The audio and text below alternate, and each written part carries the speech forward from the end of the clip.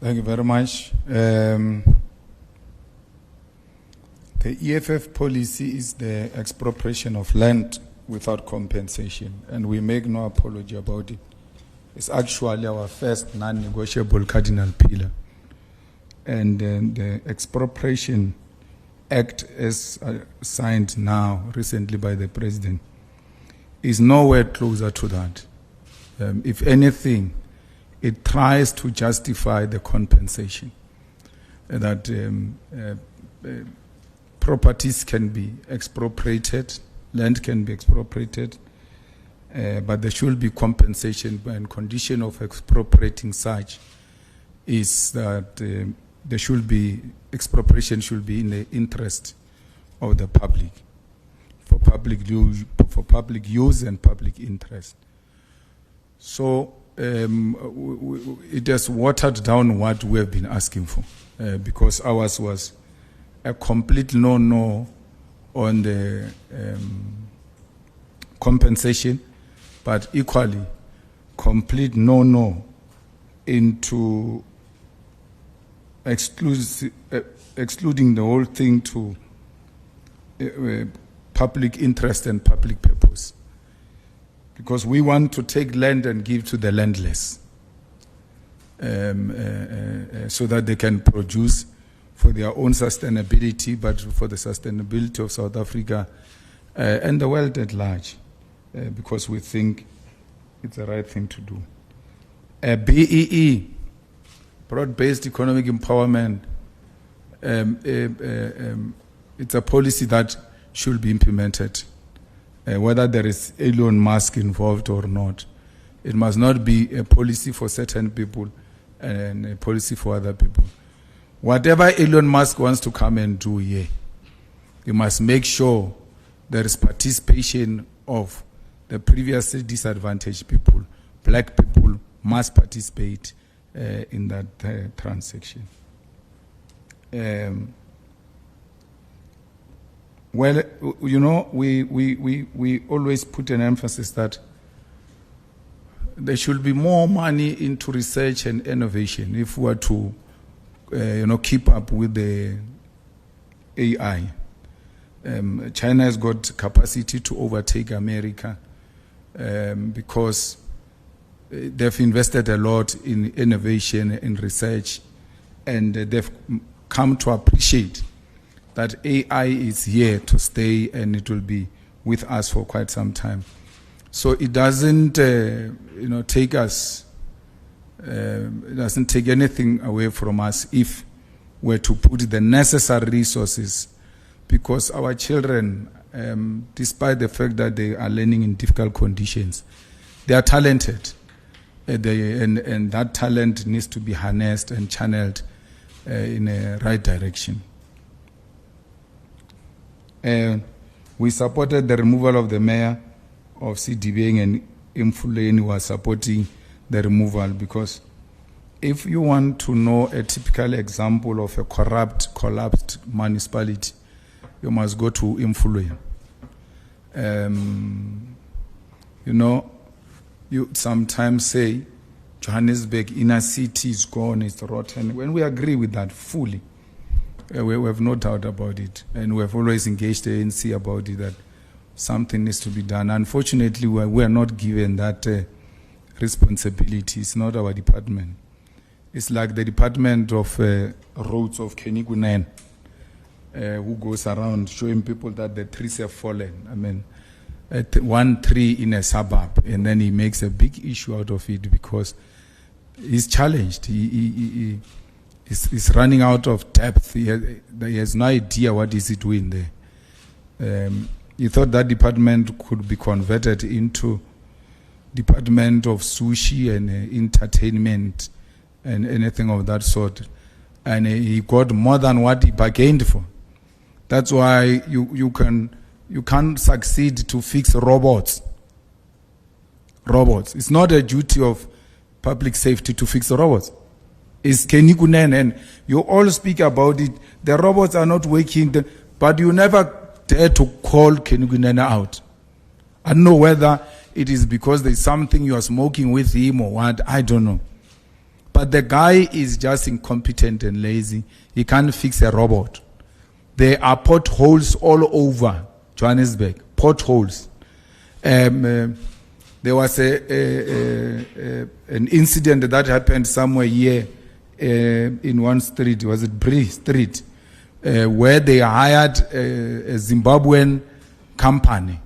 That time is department is led by Mabahambe, but Mabahambe, the first opportunity they got to get a person to tender and come and fix a road, they hired a Zimbabwean person. And then they couldn't get anything. They couldn't get that thing done because they weren't taking a lot of money from that guy. So yet he didn't have any capacity to can do that work because the money was stolen from him. As a result, we still have corrugated ions in the middle of a city center. We're told that that's a site establishment. They are trying to fix something there. So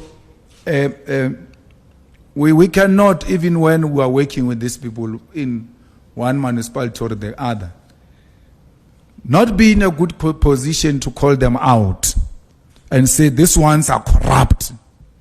The ANC comrades are corrupt. You know, each one of those Imfuleni people, if you go and check their petrol claims per month, the lowest is 30,000. We don't spend that, but we travel the whole country. Some of us are worse because we go to Limpopo 3 times before anything happens. So, but we don't spend 30,000. So we're not being an Imfuleni employee with 30,000. Where are you going? God, Imfuleni is just here. Where are you going? Clearly, they found some creative way of getting money out of that petrol. And then they are inflating prices and then getting something in return. That municipality, if anything,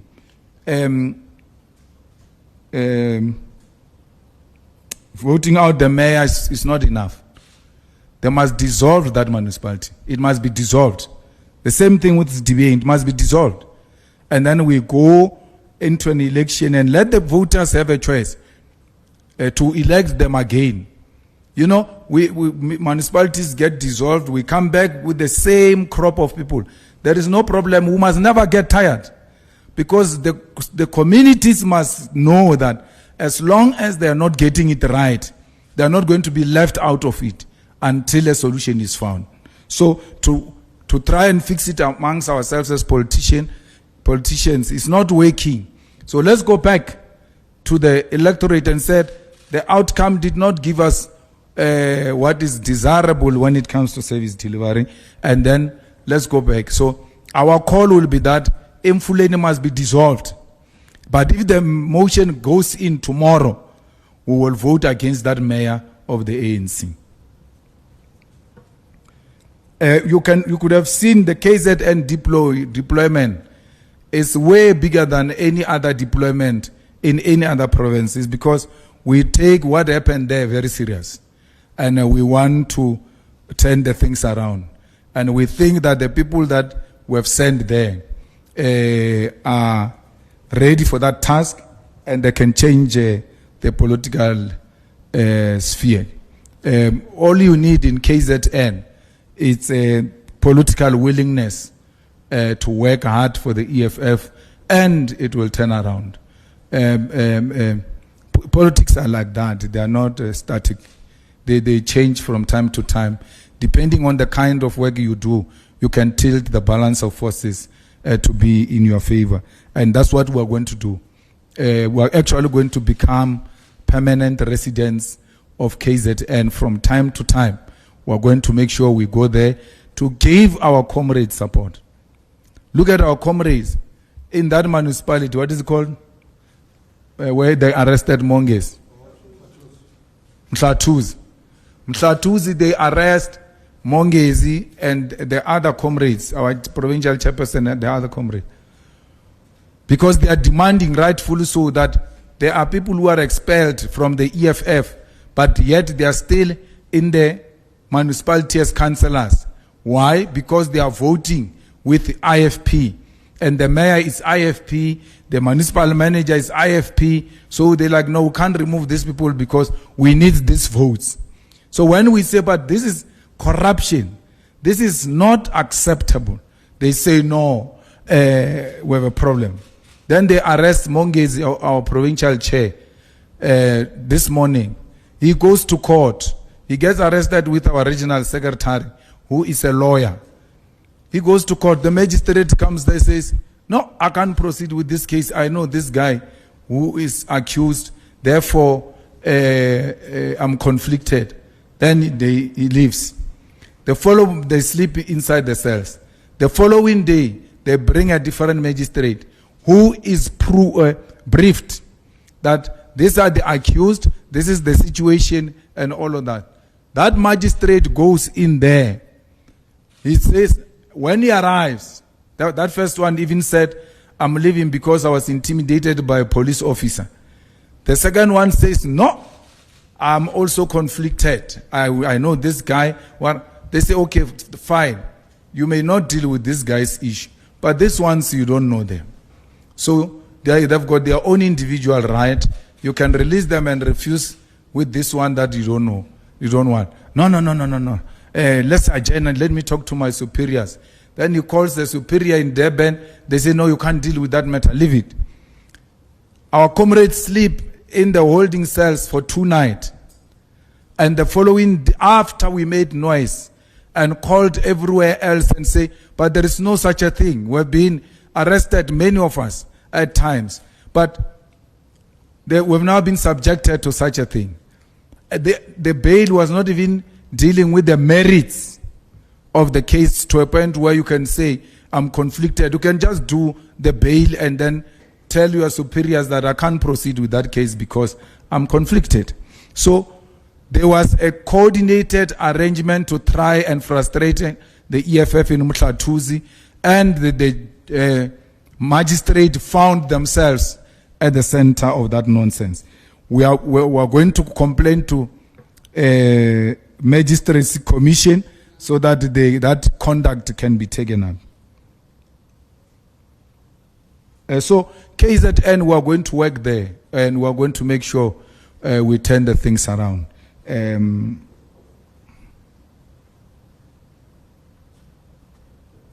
We've made it very clear that we are more than prepared to join the ANC and work in the government of national unity. But we can't do it with the people who killed Krisani, the people who tortured our own people, the people who oppressed us, the people who are advocating that every progressive policy must not be implemented. That's why you've got this noise from Donald Trump. They are at the center of that.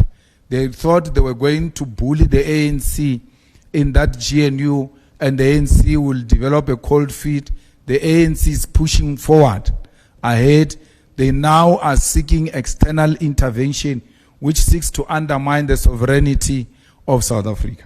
So the ANC must know that we are just outside, we're at the doorstep. Once they remove the DA and they want a partner, we are in. There's no government that is going to collapse here because Helen Zille says so. We're not going to hear from Helen Zille. So, yeah. Look, we're being modest when we say if Rwanda is found that it has killed our soldiers, it must be held responsible. It was Rwanda. It was Kigali, it was Kagame who killed our soldiers. The support he gave to M23, and that M23 acting in a disrespectful manner they did to the South African soldiers. They knew they've got a backing of Rwanda. But now, why do you want to treat Rwanda like it's a friend, like it's progressive. Rwanda was prepared to take immigrants from London at the exchange of money. They are the ones who are working with imperialist forces to want to undermine DRC. We're not saying the government of DRC is perfect, but it cannot be undermined the way the guy is doing. Kagame and Museveni. So Kagame has got blood of South Africans on his hands, and nothing is going to change. Now we're told the bodies are decomposing. There's no clear passage to can go and collect the bodies. They've captured the South African base, by the way, and they're not telling you this in confidence. They keep on talking as if things are fine. Things are not fine. They've captured the base next to the airport. What is that airport? The Goma airport. Our base is captured there. Our soldiers are under the supervision of M23. When they want to go to a toilet, they ask for permission from M23 and they accompany them to a toilet. This were told by a soldier on the phone. Deputy President of the EFF was there. He says the only thing they haven't done to belittle us and make us more humiliated and violated is that they've not taken our guns. That's the only thing. But even if they carry those guns, what can they do? You're going to shoot and run away. Because you've got soldiers inside your camp and more soldiers outside your camp. So there's no need. They know you can't do anything with those guns. So they've destroyed the South African army. You could say we cut the budget, but you still send soldiers outside South Africa. You still send soldiers outside South Africa even when you don't have budget. You must first deal with your house first to be in order before you can go and help other people. South Africa's army is not in order. Someone was saying they've released fighter jets, hey, on good roads. There's nothing. There's no fighter jet, nothing. Till today, there's nothing. Where is that Roy Falk we were told growing up that is the best fighting machine? Where is it? Grounded.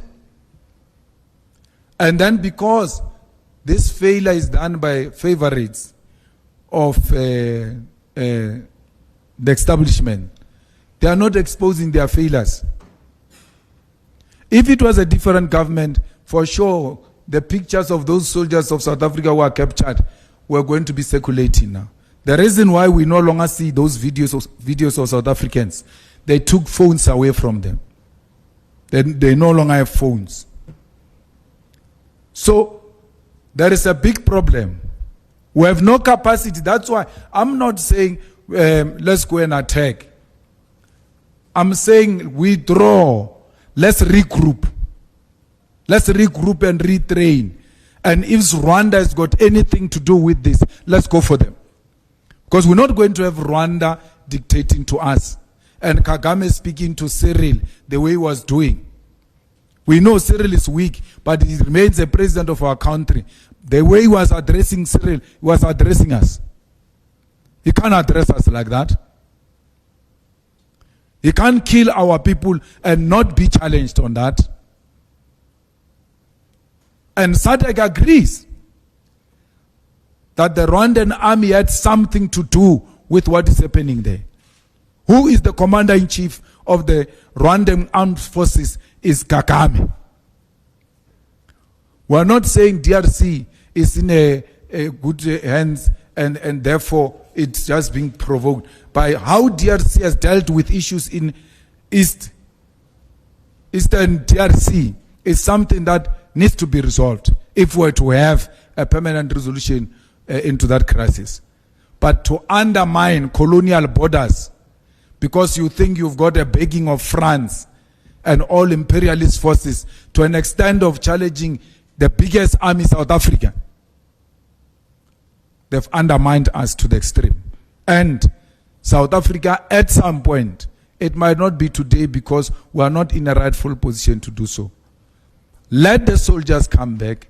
Let our brothers and sisters come back. Let's give them a dignified funeral. And as part of a mourning nation, that demonstration by army at the opening of parliament was not supposed to come. They were not supposed to have that parade on Thursday during the State of the Nation address. You are going to parade what, man? Again, parading is to show us how capable you are. You are exposed. They're going to be intimidating us there with 21 gun salute as if they can use it anywhere else. It can only be used there during rehearsals. So if I was in the army, I would suggest, if in parliament we don't go, we must be ashamed. The only way we are going to reclaim our dignity is by receiving those dead bodies, bringing back the soldiers, giving the dead bodies a dignified send-off, and regrouping and retraining and putting a very strong team that will go back and reclaim South Africa's place in the continental politics, because as things stand, we're a joke. We're not members of MK. We're going to Parliament as EFF. As to what happens with MK, I don't know. We don't know anything. We don't have anything that has got to do with MK. It just happened that we sit next to them in Parliament, and when issues are raised, we don't first listen to what MK is saying before we can formulate a view. Whether MK is agreeing or not agreeing on any view we hold, it is an EFF view and we'll express it. If they agree with our view, we'll both express it. But it doesn't make us anything. We're not anything. We literally don't want anything to do with MK. We even ask them not to come to funerals of EFF. Don't want to see them. Even us, we have stopped going to the Derby because we don't want to meet them by mistake, by the Derby day. But DP has raised a very creative method. Or no, we can go to the Derby. We'll have a separate suit where we'll go. Can we meet them in that thing of presidential or what? Because that presidential thing, you meet a lot of clowns there. So the best thing, let's stay away from those things. We don't want anything to do with those people.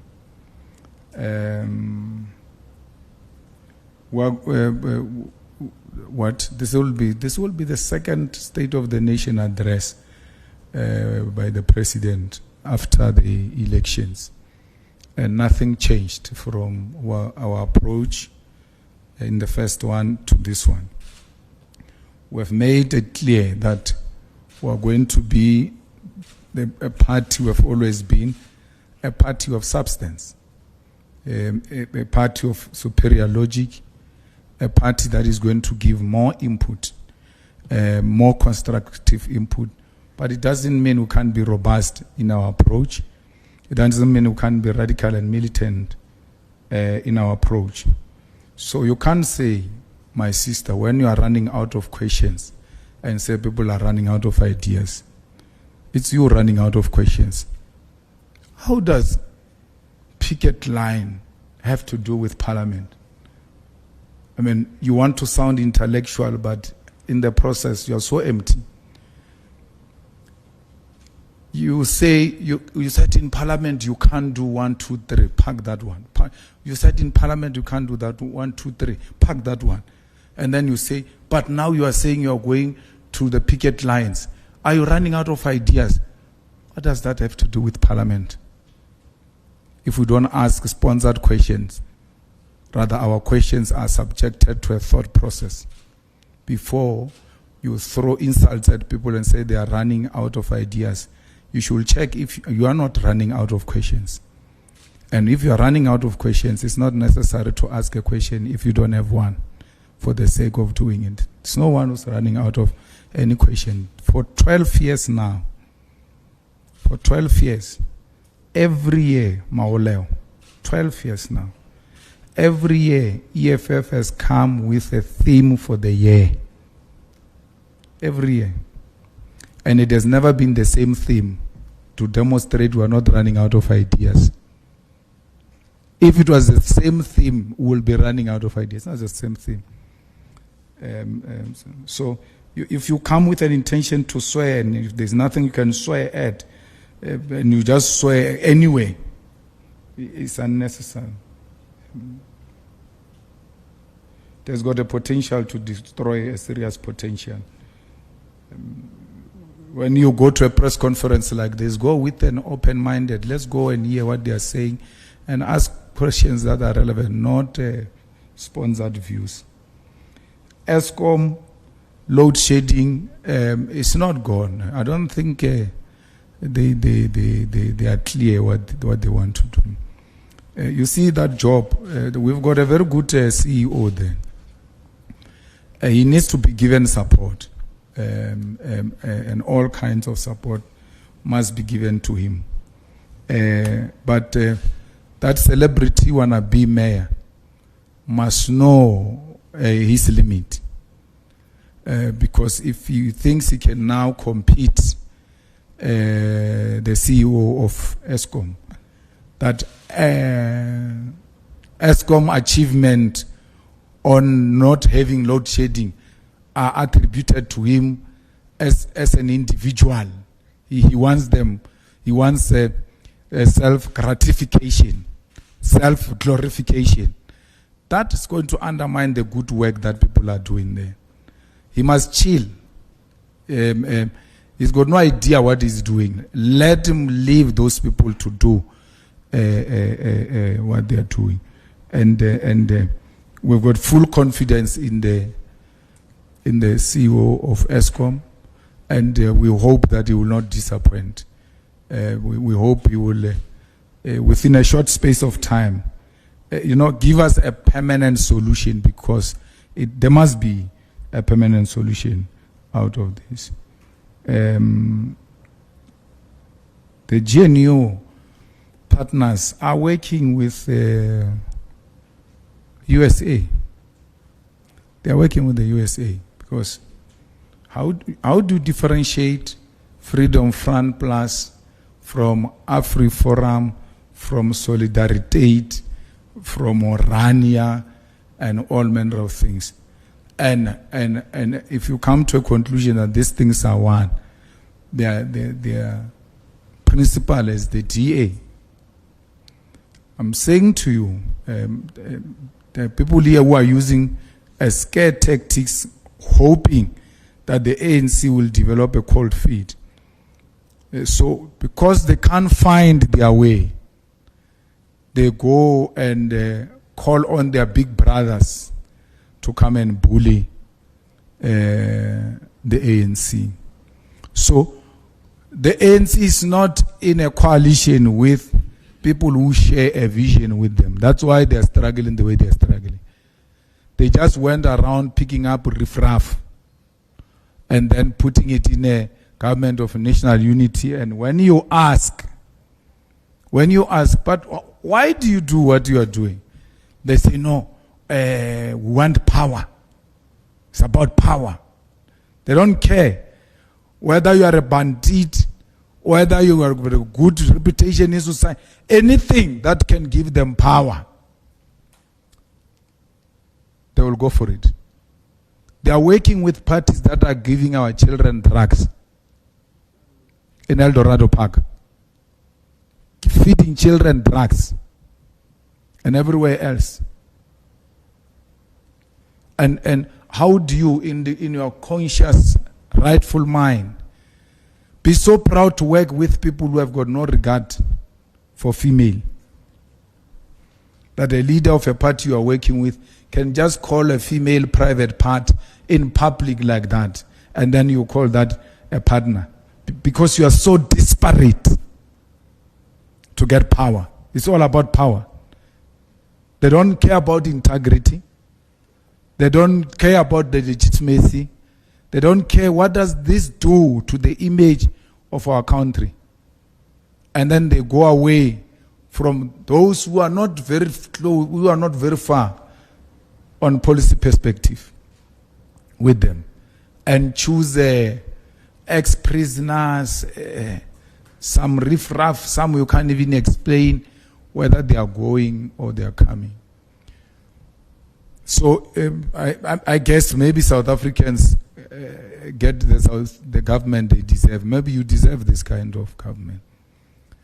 But the ANC has never bothered to take you into confidence, politically and ideologically, as to why would you go with the enemy agents in bed? Why would you go in bed with people who killed Christian and say we can kill him again if we get an opportunity to do so? Why do you go with people who have killed our people in Flag Plus and say we can do it again? There's no problem. Then what were we fighting for? If the reality is that these people can continue to lead even after we claim victory. So the ANC must be ashamed that it has put South Africans where they've put them. They must be ashamed that they are actually peeing on the graves of heroes and heroines of our struggle. Peter Mokaba should be turning in his grave. Because there is a video of Peter Mokaba that says, we are not in a struggle of power sharing. We can't share power with de Klerk. And then someone goes and gives a lecture about Peter Mokaba as if he knows him. But if you know Peter Mokaba, you can't advocate for the things that Mokaba never stood for. Mokaba made it very clear. We are not negotiating for power sharing. We can't share power with de Klerk. We can't share power with murderers. I will not be shocked one day when they say Netanyahu is a special advisor of Sir Ramaphosa. They've got no shame, these people. At all. They have no shame at all. Their political consciousness has escaped them. So we will not do that. If it means staying outside, so be it. You will rather die with your conscience very clear. There's an old man who died very poor in Limpopo called Lawrence Poganuk. He was in Robben Island, an astute intellectual, very clear on Marxism, on Lenin. Ideological clarity was something else. He died not being anything, not holding anything material and otherwise, because he said, but this is not what we're fighting for. He had the best credential compared to all the clowns that were leading when he was still alive. But he refused to participate in any government of these people. He said, no, this is not what we're fighting about. This is not us. And I hope Lawrence Poganuga will not be turning in his grave. I hope he will be smiling that what he warned us about is exactly what is happening right in front of our eyes. And that proves him right, that indeed Lawrence Poganuga was right about these people. This is not what our people fought for. This is a complete reversal of the gains of 1994. The gains which we should be using this government of today, where there is no outright winner, to say, how do we build on the gains of 1994? So be rest assured, the EFF, it's a growing organization. It's a very powerful organization. in all respect, and they all know. That's why when they all go crazy, they attack the EFF because they know it's an unstoppable force. We are now going to establish sub-regional structures. Why? We're moving away from elitist structures of people just moving around with titles with no clear role and going closer to the people. We now are consolidating all the youth under one umbrella because the youth hold a critical role in the politics of South Africa. And we know that this youth commander of the EFF is the one that will be leading the charge. You must just look at how the EFF is going to massively be mobilizing both young and old people behind the vision of economic freedom in our lifetime. We don't run out of ideas in the EFF. We don't run out of attracting people in the EFF. So you can't say, are you struggling to attract people? We can go to FNB or Orlando Stadium or any other field. People will come. We'll attract people because we've got ideas that are attractive. We attract young people because our ideas resonate with young people, and we're the only thing that makes sense to the youth of South Africa. Thank you.